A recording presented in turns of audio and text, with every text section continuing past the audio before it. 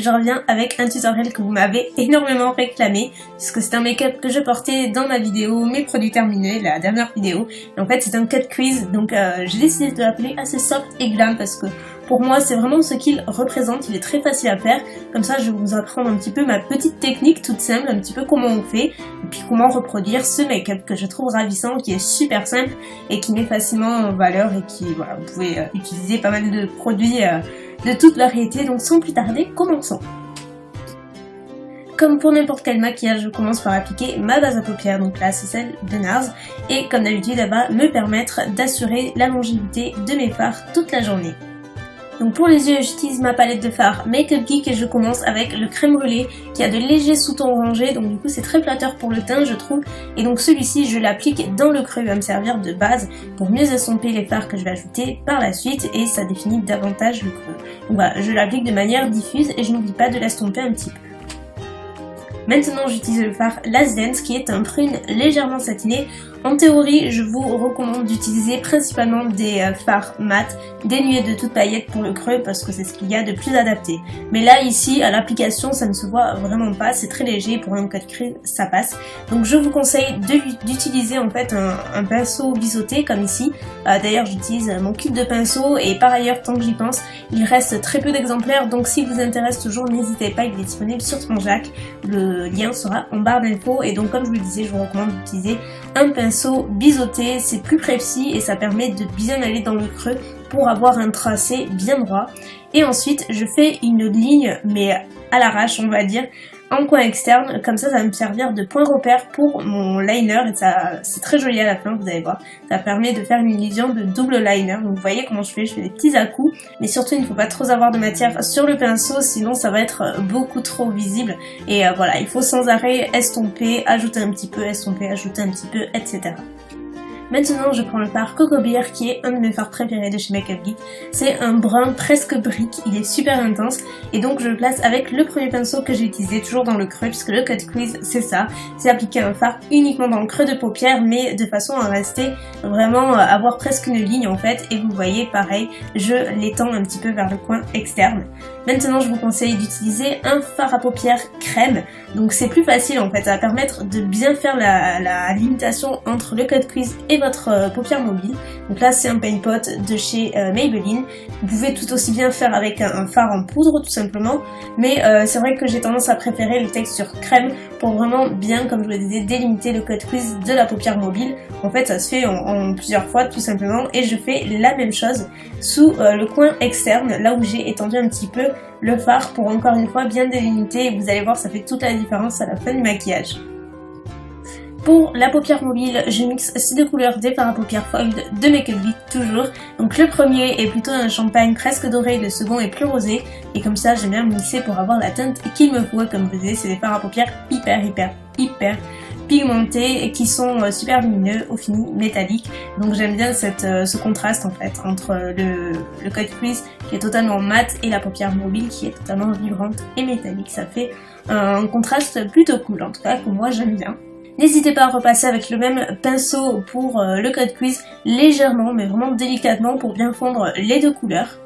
Ensuite pour le coin interne, j'utilise Shima Shima, toujours de Make Up Geek, qui est un champagne encore une fois super pigmenté que j'adore utiliser pour le coin interne. C'est vraiment mon fard préféré, il est hyper intense et je trouve qu'il fait plutôt bien son job. Maintenant on passe au liner, j'utilise le Kat Von D, donc le Tattoo Liner, qui est ma nouvelle découverte comme j'ai pu vous le dire dans ma dernière vidéo. Et donc là j'ai eu quelque chose de super intense et plutôt fatal au niveau du coin externe.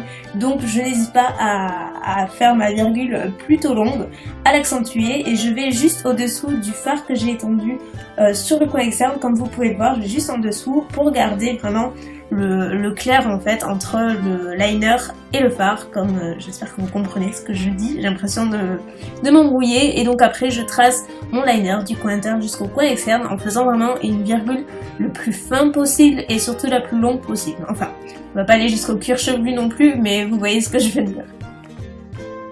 Et pour le ras des cils inférieurs, je mixe une nouvelle fois les deux teintes que j'ai placées dans mon cut-crease avec un pinceau plat que je viens ensuite flouter, donc avec un pinceau plus fluffy pour avoir un rendu un petit peu plus estompé quand même, hein, c'est la base. N'hésitez pas à mixer vos fards pour avoir la teinte que vous souhaitez, moi je le fais très souvent et ça marche plutôt bien. J'ajoute une fine couche de mascara. En ce moment, j'aime énormément le Twist Up The Volume de Bourjois. Il est vraiment super sympa. Mais comme je vais mettre des fossiles par la suite, je n'en mets pas beaucoup, c'est juste pour les rendre un petit peu plus noirs. Je place un crayon Cher, donc là c'est le Infinite Beige de Sephora dans ma muqueuse inférieure, puisque j'ai vraiment envie de garder l'accent sur la paupière mobile. Et pour les fossiles, j'utilise les Iconic de House of Lashes, que j'aime beaucoup utiliser quand j'ai notamment un make-up comme ça avec un trait de liner plutôt intense, on va dire. C'est des fossiles que j'adore, donc voilà, je les place et après on passe au teint. Donc je commence par le contour en utilisant la palette Filmstar Bronze and Glow de Charlotte Tilbury. C'est une palette que j'adore énormément en ce moment, comme je vous le disais dans mes favoris aussi. Donc je n'hésite pas à en appliquer parce que j'ai envie d'avoir quelque chose d'assez marqué. C'est un make-up qu'on fait pas tous les jours, mais voilà, moi j'aime bien associer et le contour et le cut crease. Après vous variez selon vos envies tout simplement. Donc voilà, je laisse tomber, j'en place bien sur le temple, le long de la racine des cheveux, etc. Et ma petite astuce, si vous voulez avoir un contour plus marqué et plus clean, on va dire, c'est de placer soit votre pinceau à fond de teint, soit votre éponge Beauty Blender comme ici, juste dessous, et ça fait tout de suite quelque chose de plus clean. Je passe au blush et pour cela j'utilise le Bliss de Make Up Geek une nouvelle fois, qui est un beige totalement mat qui je trouve va plutôt bien avec le make-up étant donné que j'ai envie d'avoir un teint on va dire pratiquement parfait mais assez glowy. Donc voilà, je l'applique sur mes pommettes. Je reprends ma belle palette Charlotte Tilbury et cette fois-ci je passe à la poudre illuminatrice qui est une base dorée, un vrai champagne sublimissime comme vous pouvez le voir en vidéo. De toute façon il rend super bien la lumière, il le renvoie mais à merveille, donc voilà, j'en applique bien généreusement. Après on aime ou on n'aime pas, moi j'adore ça et voilà, après qu'on ait une peau grasse ou une peau mixte, il suffit juste de le placer au bon endroit et de ne pas en mettre partout sur le visage. Et la dernière étape c'est pour les lèvres, étant donné que j'applique un nude, j'aime toujours appliquer un crayon au préalable. Là c'est le Soft Culture de MAC et d'ailleurs pour la petite anecdote ça a été mon tout premier crayon à lèvres, donc il a du vécu et en fait je l'applique, en fait c'est la couleur de mes lèvres, c'est exactement la même couleur et ça me permet juste de bien redessiner ma bouche pour ainsi avoir quelque chose d'un peu plus clean, toujours pareil quand je vais appliquer mon rouge à lèvres par la suite. Et donc maintenant j'applique le Melted Sugar de Too Faced qui, comme je vous le disais, est une nouveauté Too Faced. Ils ont sorti plusieurs nouvelles teintes cette année dans la catégorie Melted, dont celle-ci qui est un nude un petit peu pêche rosé qui est beaucoup plus clair et qui s'adresse donc aux peaux claires, qui sort ce mois-ci d'ailleurs avec d'autres teintes et moi je craque particulièrement pour celle-ci, je la trouve vraiment trop belle. Donc après il faut aimer le nude c'est sûr, mais pour ce genre de make-up moi je trouve que ça fait super classe.